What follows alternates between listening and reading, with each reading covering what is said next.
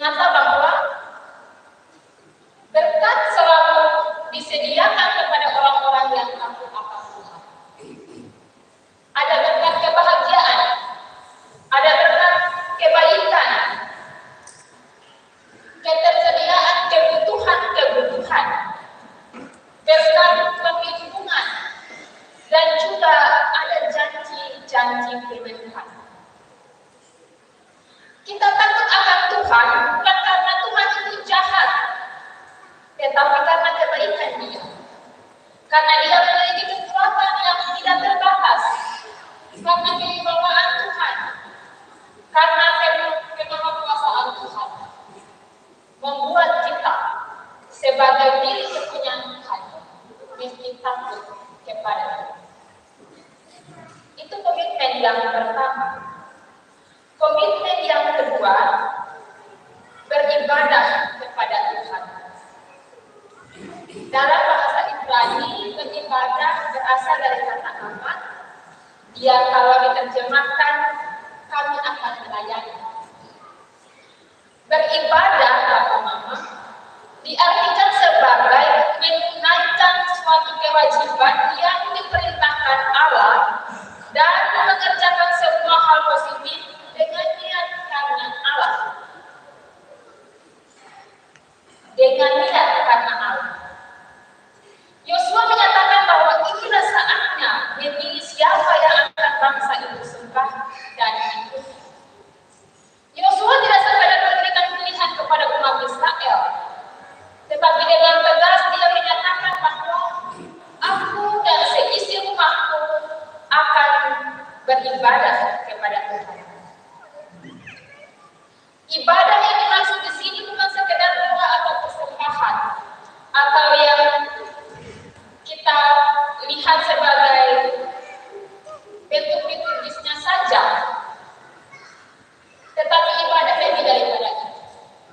Saya yakin Bapak Mama, saudara-saudari tahu bahwa ibadah tidak sekedar ketika kita datang dulu dalam sebuah persekutuan menyembah Tuhan. Ibadah lebih daripada itu. Ibadah mencakup pola dan cara hidup kita sehari-hari, mencakup cara kita berpikir, cara kita berkata, dan ketika kita bertindak.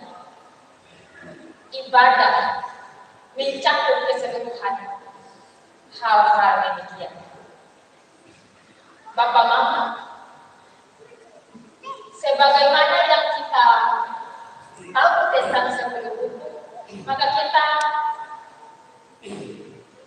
menemukan bahwa dasar dari kita beribadah adalah perintah dan hukum Tuhan. Tetapi saya mau bilang di sini kepada kita sekalian bahwa motivasi kita beribadah itu berdasarkan atas ungkapan hati kita. Oleh karena itu, apabila kita sudah terpaku pada Tuhan, apabila hati kita sudah terikat pada Tuhan, maka tidak ada yang dapat memisahkan kita dari suatu persekutuan dengan Tuhan. Bapak Mama, hati yang sudah terpaku pada Tuhan tidak akan menjadikan suatu hal pun sebagai alasan untuk memisahkan diri kita dari persekutuan dengan Tuhan. Sebagai manusia yang terbatas, saya dan Bapak Mama mungkin saja bisa berkonflik dengan seseorang. Tapi ingatlah bahwa jangan hanya karena konflikku itu kamu melepaskan diri dari persekutuan beribadah. Jangan karena perasaan kita yang tidak nyaman dengan hal tertentu atau pihak tertentu lantas membuat kita tidak maksimal dalam melayani. Ingatlah bahwa beribadah berasal dari kata akan, kami akan melayani. Jangan jadikan alasan apapun untuk membuat kita tidak memaksimalkan pelayanan kita dalam kehidupan yang nyata. Komitmen yang ketiga, komitmen mencondong